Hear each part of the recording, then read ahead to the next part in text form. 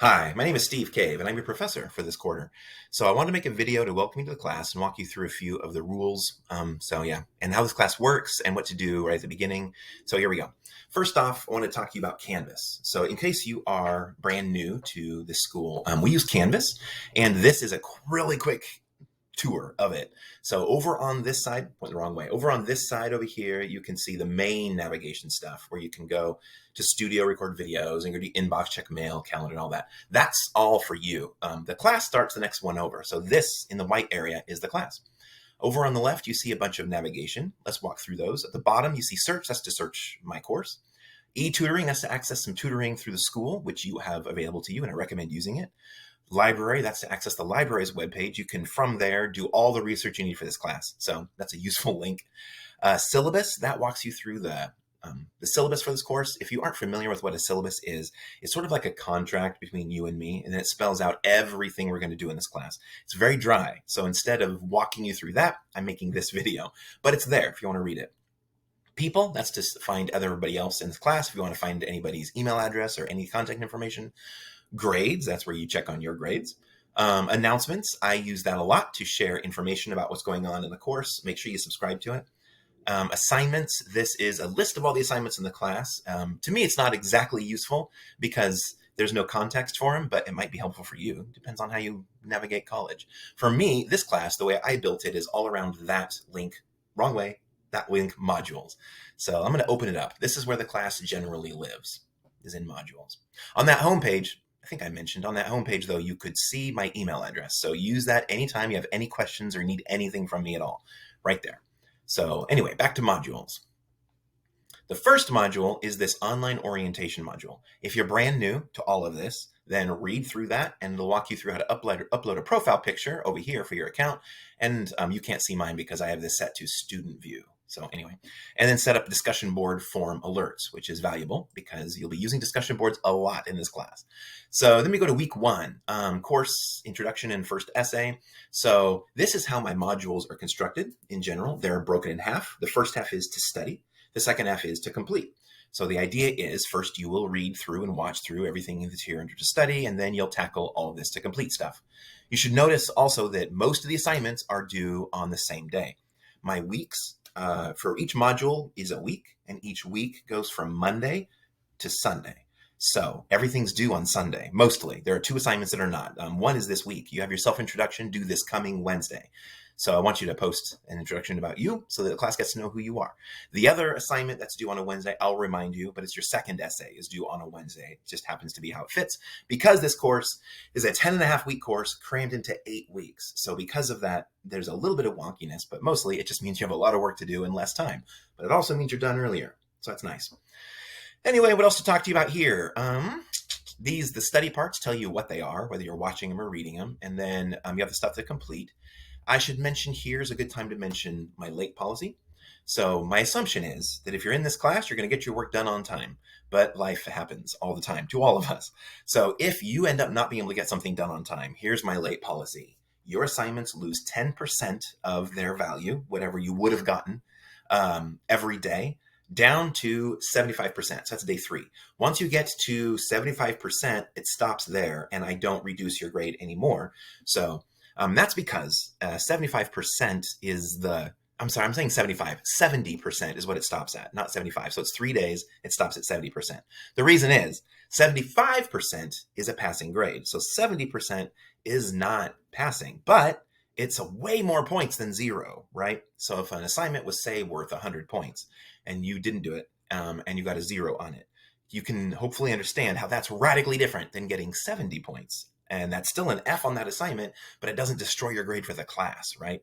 So even if you miss assignments or whatever, I suggest still getting them done. Get them done and get them in because you'll still get points for them. Also, though, if an assignment the due date hasn't happened yet and you know you're going to be late and you want more time, ask me. Just send me an email and ask me for more time, and I will always grant it. So as long as you ask me before the due date, I will give you as much time as you need up till the last day of class. That might sound really tempting to shove all of your assignments to the future, right? But I want to warn you that doing it too much, it becomes impossible to catch up because there's a lot of assignments in this class. So I want to tell you, you have the freedom to extend any deadlines you want. You just have to email me before the deadline happens. But that said, don't do it too much. I've had students push essays back, and that especially, that ends up tumbling into generally an F. So I don't want that for you. I want you to get your work done, and I want you to get your work done on time. But if you need more time, just let me know. I will extend deadlines up to the last day of class. So now we know that. Also, what else? As far as the policies go, a big one that you're going to hear me talk about a lot right in the beginning is plagiarism. So I'm sure you're aware that plagiarism is a big deal. If you are not aware of that, then, well, I'll explain it in the class here. There's assignments that deal with it. But plagiarism is a huge deal, and it's becoming easier and easier to do every day. We now have AI that can write essays for you. It's really easy with the internet to find and copy things. So I want to tell you right out the gate, don't do it. Don't copy. Don't plagiarize. Don't do anything like that. There's a few reasons not to. First off is you're probably going to want to know how to do the things this class covers. Everything this class talks about is useful for your future college classes. You're going to have to know how to write essays in APA format for all of your classes, and they will not take the time to teach you how. So if you cheat in this class, you will make it impossible to pass your future classes, unless you just keep cheating, at which point you graduate and someone's going to expect you to know how to do things, right? You're in school to get a job. So I recommend not cheating at all. If you find yourself panicked and needing more time, instead of cheating, ask me, reach out to me. I will help. Do that.